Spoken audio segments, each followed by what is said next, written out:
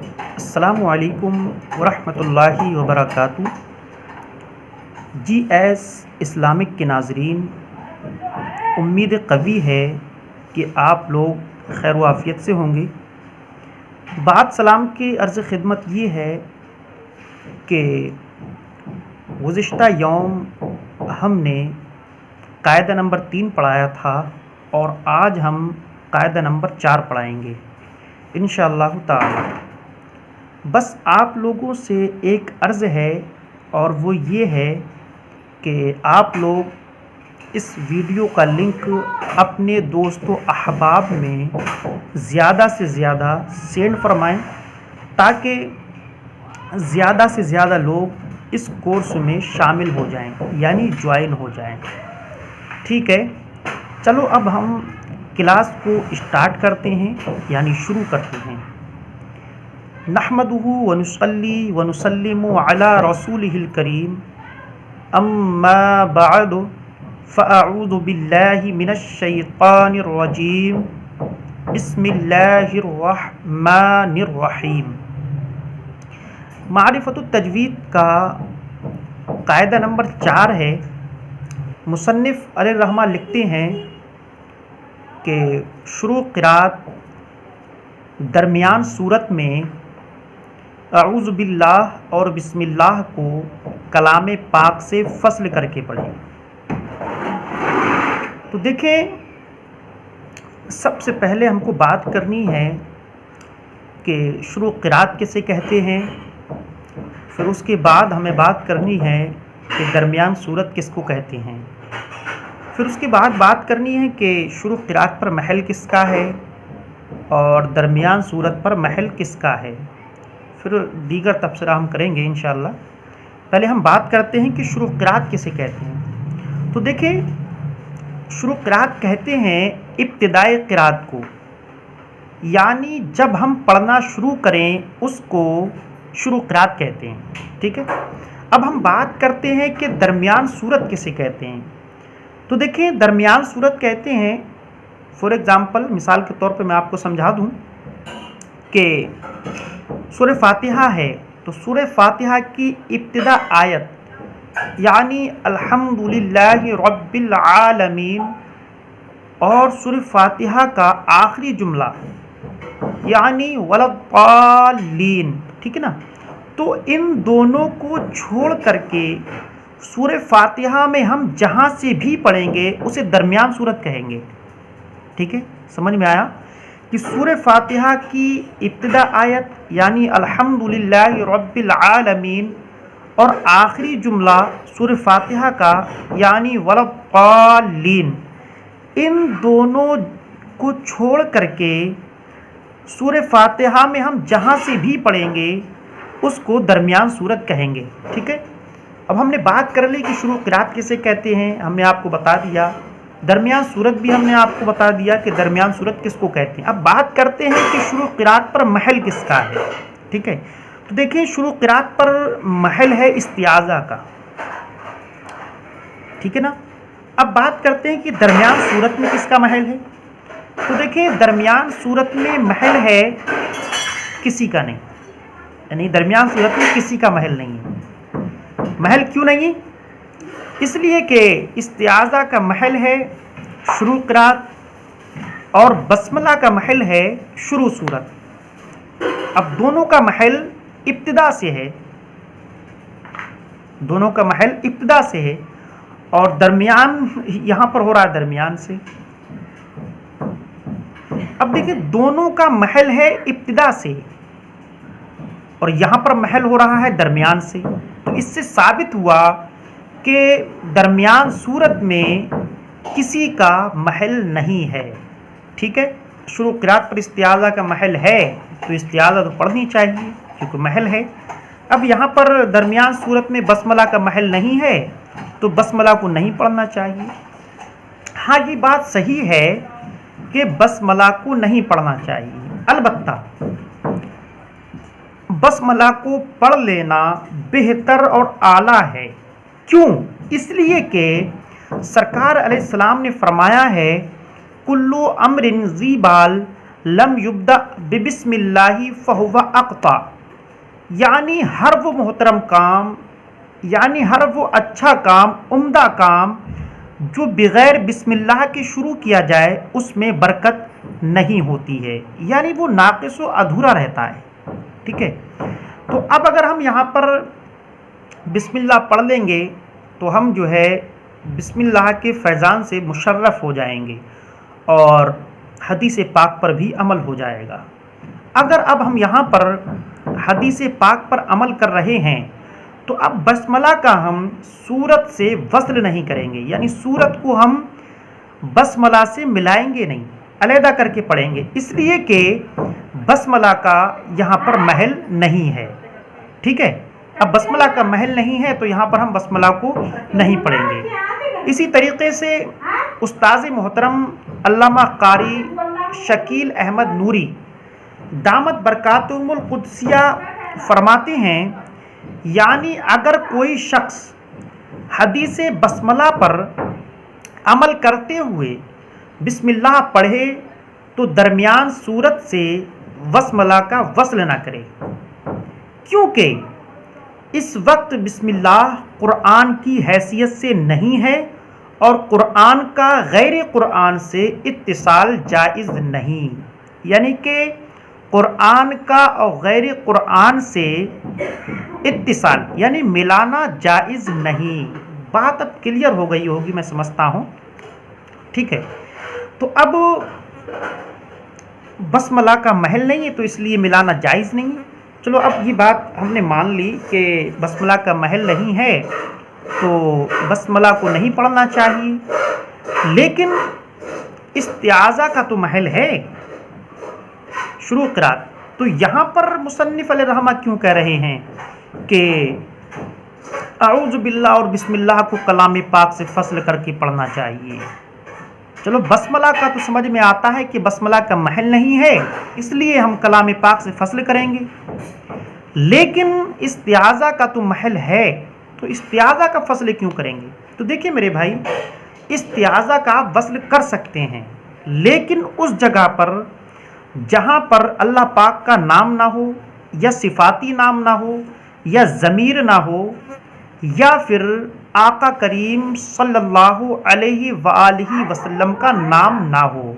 ठीक है, बात क्लियर हो गई। उस जगह पर हम वस्ल कर सकते हैं इस्तिआज़ा का जहाँ पर अल्लाह पाक का नाम ना हो या सिफ़ाती नाम ना हो या ज़मीर ना हो या फिर आका करीम सल्लल्लाहु अलैहि वालिहि वसल्लम का नाम ना हो।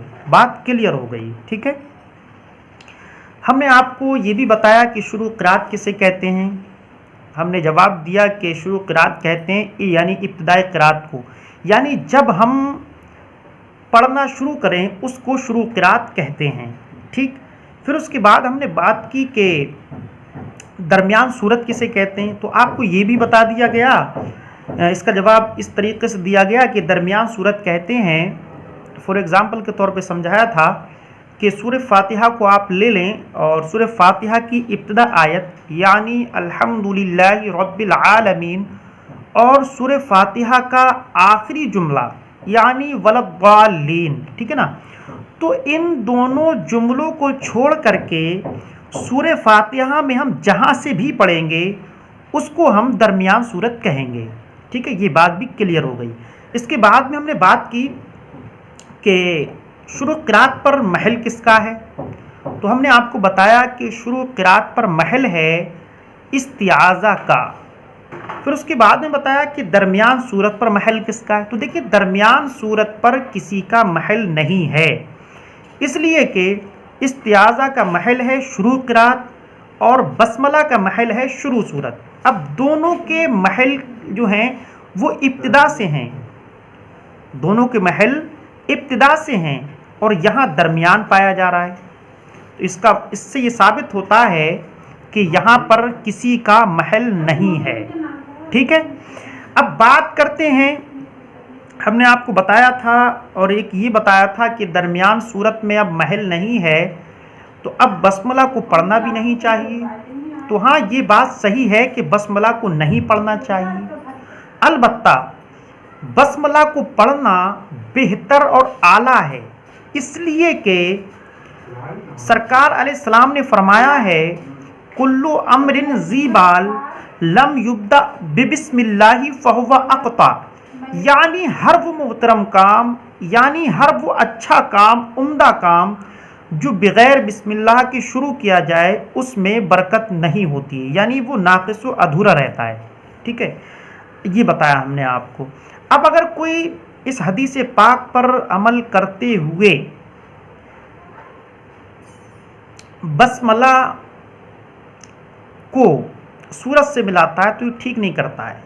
ठीक है ना। अब यहाँ पर हमें बसमला को सूरत से जुदा करना है, इसलिए कि यहाँ पर बसमला का महल नहीं है। ठीक है। इसी ताल्लुक़ से अल्लामा कारी शकील अहमद नूरी दामत बरकातुहुमुल कुद्सिया का हमने भी इबारत आपके सामने पेश की थी। वो इबारत ये है, फिर से देख लें।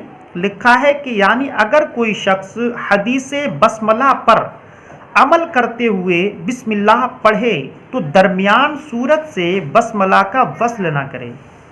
फरमा रहे क्योंकि इस वक्त बिस्मिल्लाह कुरान की हैसियत से नहीं है और कुरान का गैर कुरान से इत्तिसाल जायज़ नहीं, यानी कुरान का गैर कुरान से मिलाना जायज़ नहीं। इस बात से साबित हो गया था कि बसमला को सूरत से वस्ल नहीं करना चाहिए। ठीक है। अब बात हमने की थी कि चलो बसमला का महल नहीं है, इसलिए यहाँ पर हम सूरत से वस्ल नहीं कर रहे हैं, यानी मिला नहीं रहे हैं। तो अब यहाँ पर चलो हमने मान लिया चलो बसमला का महल नहीं है, इस्तिआज़ा का तो महल है। तो यहाँ पर मुसन्निफ़ अलैहिर्रहमा क्यों लिख रहे हैं कि कलाम पाक से अऊज़ु बिल्लाह और बिस्मिल्लाह का फ़स्ल करें? तो इसका जवाब ये है कि आप जो है वस्ल कर सकते हैं इस्तिआज़ा का, लेकिन वहाँ पर कर सकते हैं जहाँ पर अल्लाह पाक का नाम ना हो, या सिफ़ाती नाम ना हो, या फिर ज़मीर ना हो, या फिर आका करीम सल्लल्लाहु अलैहि वआलिहि वसल्लम का नाम ना हो। वहाँ पर आप इस्तिआज़ा का वस्ल कर सकते हैं। ठीक है, जायज़ है। अब बात करते हैं कि इतनी बात मुकम्मल हो गई। अब बात करते हैं कि शुरू क़िरात, लिखा है कि शुरू क़िरात दरमियान सूरत में अऊज़ु बिल्लाह और बिस्मिल्लाह को कलाम पाक से फ़स्ल करके पढ़ें, यानी कि हम अब यहाँ पर हदीस पाक पर भी अमल कर रहे हैं, यानी बसमला को हम पढ़ रहे हैं। तो अब हमको इस्तिआज़ा और बसमला पढ़ना है, तो अब कलाम पाक से फ़स्ल करके पढ़ना है। तो फ़स्ल किन किन सूरतों में होगा? तो देखें, पहली सूरत है फ़स्ल कुल, जिससे कुरान पाक से फ़स्ल हो जाएगा। फ़स्ल कुल कहते किसे हैं? तो देखें, फ़स्ल कुल कहते हैं इस्तिआज़ा और बसमला और सूरत, यानी तीनों को अलग अलग करके पढ़ना, इसको कहते हैं फ़स्ल कुल। ठीक है। अब जो है दूसरी सूरत है जिससे फ़स्ल हो जाएगा, वो है वस्ल अव्वल फ़स्ल सानी। अब वस्ल अव्वल फ़स्ल सानी कहते किसे हैं?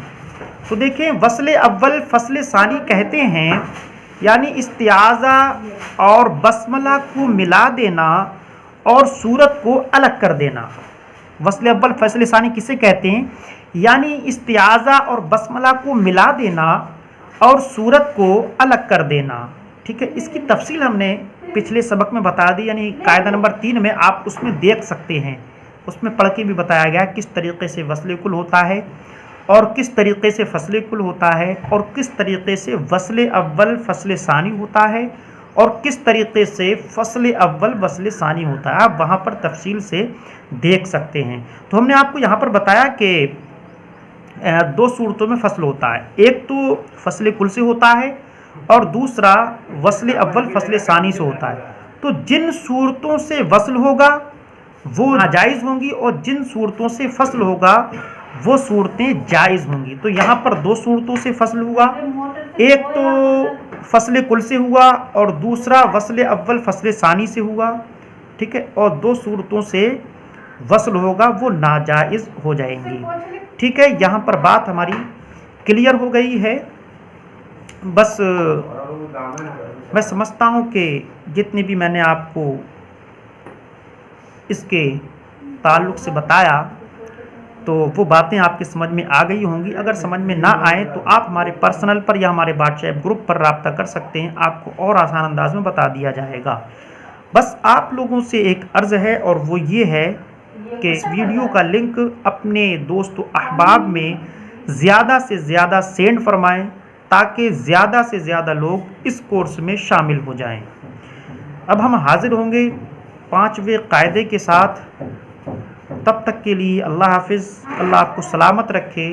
अस्सलामु अलैकुम व रहमतुल्लाहि व बरकातुहू।